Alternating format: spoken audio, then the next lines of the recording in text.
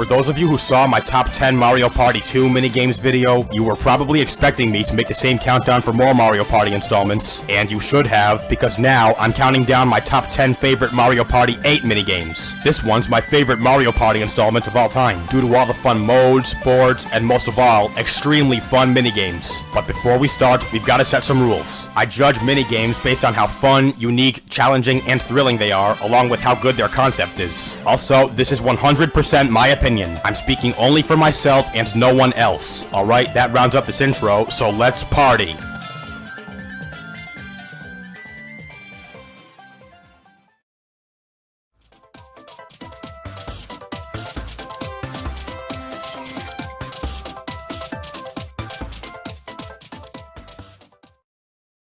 Kicking off this list is free-for-all Swing Kings. Each player must hit 20 baseballs. The one to successfully hit the most baseballs, is the winner.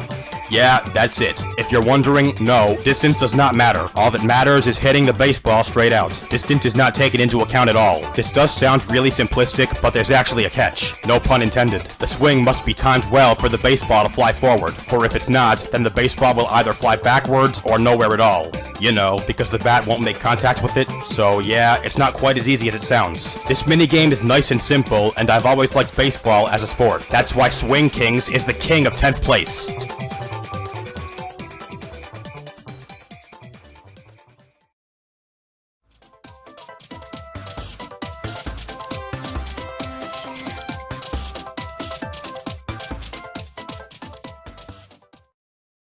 Ninth place is Duel Specter Inspector. Both players, each with a flashlight, are in a dark room and must shine their flashlights over supernaturally moving things.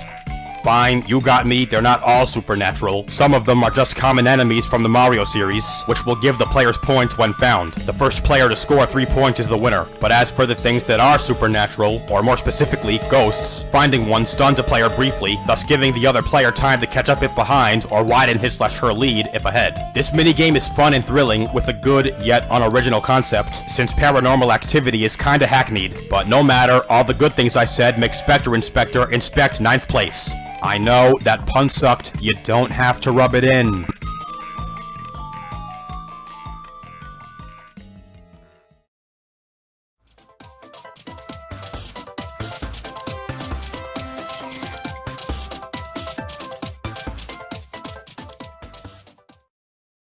Eighth place is 2v2 Crops and Robbers. Both teams have their own side of a farm, and each has one crop picker and one mole masher. The crop pickers must pluck all the crops, and the mole mashers must mash all the Monty moles with hammers. The first team to pick all the crops and mash all the Monty moles on their side of the farm wins. There's one surefire way to tackle this minigame, and that would be to cooperate with your teammate, since some crops/Monty moles can't be accessed until others are picked/mashed. Therefore, if you can't access one, just go for another one, and wait for your teammate to clear it up for you. That way, you won't waste any time. This minigame is another nice and simple one, and I also love games that require teamwork. With that, Crops and Robbers robs 8th place.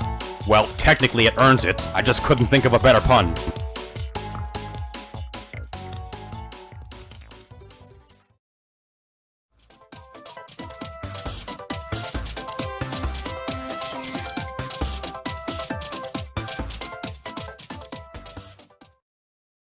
Sorry, 2 2v2s in a row. 7th place is Booting Gallery. Each team makes their way through a mansion, shooting laser guns at red boos. There are 3 levels, and in the first 2, the players must shoot several red boos until they're all gone, and then proceed to the next level. But in the 3rd level, there is one giant red boo, which must be shot at multiple times. The first team to get rid of all the boos wins. Sounds pretty easy, huh? Well, no, some boos move around, making it a bit harder to shoot them, especially the giant one. This minigame is a bit thrilling, and has an epic concept. And I've always loved shooting games, as I've said before. It's also a bit challenging, as I said before, again. Yes, Booting Gallery easily shoots into 7th place.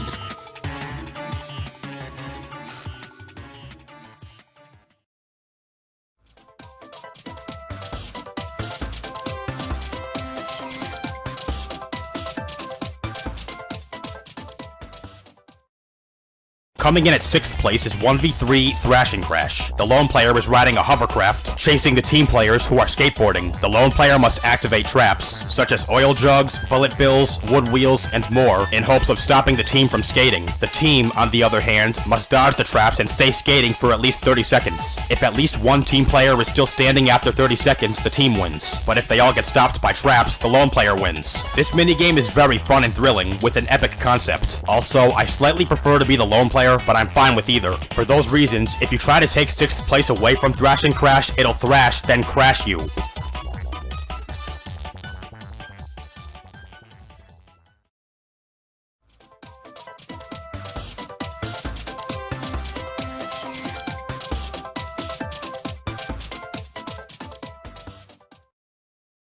Fifth place goes to 2v2 Grabby Gridiron. All players are in a small football field and must catch the footballs that are launched by the cannons and run them to the goal that matches their team's color. There's also some level of fisticuffs involved, as if not holding a football, players can attack their opponents to make them drop footballs. The first team to score 5 goals wins. Sorry, no more, I'm already done. This minigame is really fun and thrilling with an epic concept. Also, I've always loved watching football, and have kind of always wanted there to be a Mario football game. I know this minigame's not genuine football, but it's close enough, right? I've also always loved fighting games, again. With no doubt at all, Grabby Gridiron grabs 5th place.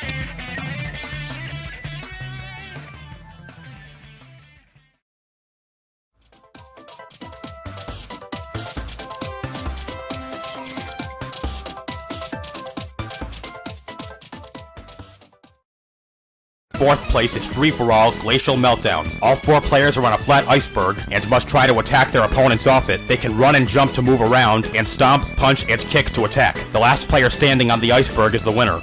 No, it's not this simple. There's a catch, and that catch is Lakitu. He'll throw Buzzy Beetles onto the iceberg, which will knock players back. The players can also use them to attack opponents, by jumping on them, then running into them. Also, the players must be careful with their movements, since, you know, they're on ice. And not only that, there are also waves in the water, which make the iceberg move around. This minigame is extremely thrilling, and once again, I've always loved fighting games, especially ones with twists like unstable platforming. Glacial Meltdown gives those who want 4th place meltdowns.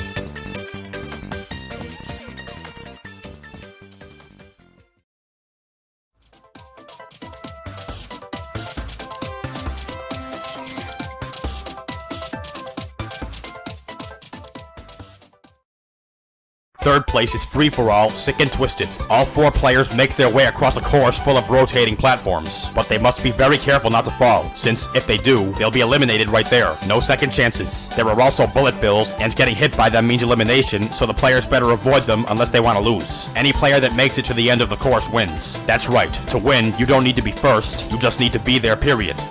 Wow, I'm already done. Again. This minigame is extremely fun and thrilling, and just a little bit challenging. I also like how it's not a race. Never thought you'd hear me say that, eh? You're not under pressure. All you have to do is clear the course. With all that, it's a no-brainer. I'd be Sick and Twisted if I didn't give Sick and Twisted 3rd place.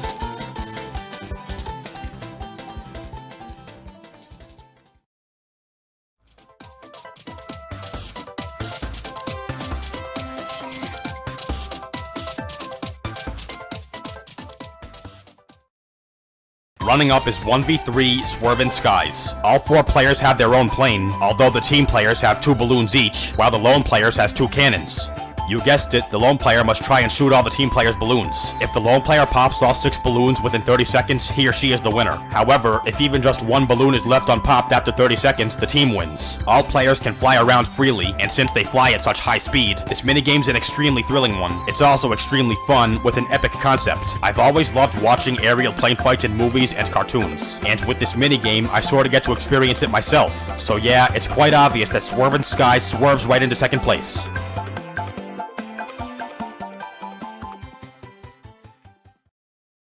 Honorable mention party. 15th place is 1v3 Gun the Runner. The lone player is jumping upward from platform to platform towards the goal, and the team is trying to stop him/her by shooting balls. No, not that kind. Ugh. If the lone player reaches the goal within 30 seconds, he or she wins. If not, the team wins. Either way, this minigame is fun and a bit thrilling, although I prefer the lone player. 14th place is free-for-all Mosh Pit Playroom. All 4 players are in a ball pit with 200 bouncing balls, and the first one to collect all 50 that match his/her color wins. This one's just fun, nothing else. I would never ask for a time-killing epilogue for an honorable mention. 13th place is the final boss battle, Superstar Showdown. The player is facing Bowser one-on-one and must fire wand blasts at him while avoiding his counterattacks. Hitting Bowser 10 times before being hit 5 times results in victory. This one is very fun and thrilling with an epic concept, and that sounds about right for the final boss battle. 12th place is free-for-all, Lava or Leave 'em. All 4 players are on a platform over lava with a huge lava bubble that will slowly divide over time. Any player to fall off the platform or touch a lava bubble loses, and the last player standing wins. This one is very fun and thrilling. And finally, 11th place is Duel, Cardiators. 2 players are battling gladiator style with cards. The cards summon different Mario series enemies, which will cause the other player damage. The first player to deplete all of his or her opponent's health wins. Despite my usual dislike for luck-based minigames, I like this one purely for the concept and humor, since watching some of the enemies attack is pretty funny.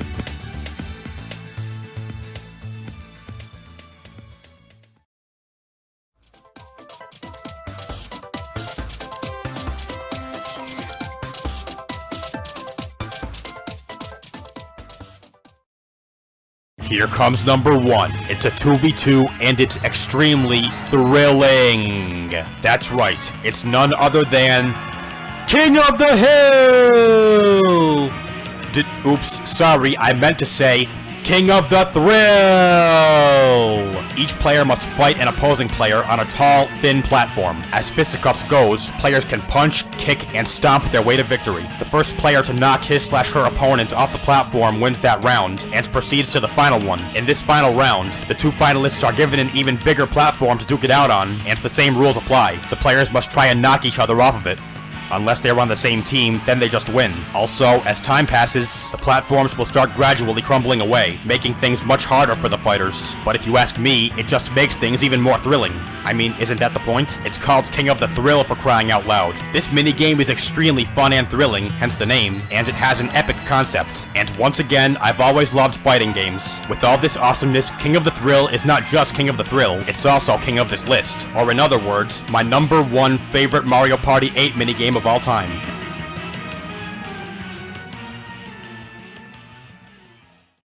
So there you have it, my top 10 favorite Mario Party 8 minigames of all time. For more videos like this, please like, comment, share, and subscribe. Also, please check out my social media. All links are in the description. Thanks a lot for watching, guys. See you next time. Mikoro Gliscore 472, out.